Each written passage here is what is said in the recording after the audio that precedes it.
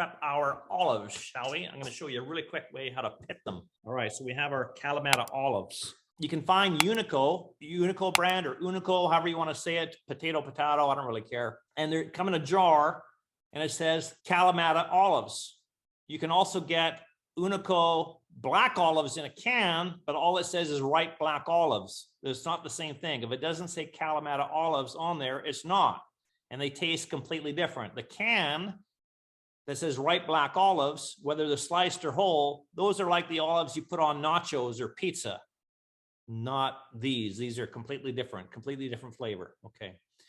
And these will be in a salty brine, and that's what's going to give us some of our seasoning in this dish. Okay. But these have pits in them. Most Kalamata olives, when you buy them, have the pits already in there. We need to take the pits out. I'm going to show you what not to do, and then I'm going to show you what to do. Okay. So years ago, I was coming to someone's house, and this is back when I did private parties and stuff, and she wanted to do some of the prep ahead of time for me. So we were doing, I think it was linguine puttanesca, lots of olives. So she had pitted and chopped the olives, or pitted them anyway, before I got there. And I got there and she's like, whoa, that's a lot of work for those olives.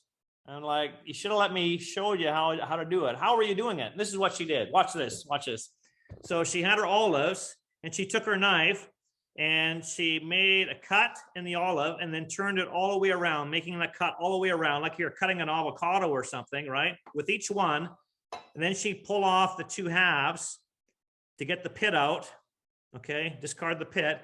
And then she'd had one olive. And she had like 40 or 50 olives to do. I can't remember the measurement. Oh my goodness, it took her forever.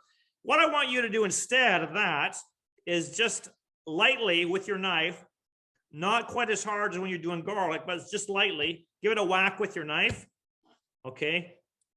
Each olive with the knife, go like that.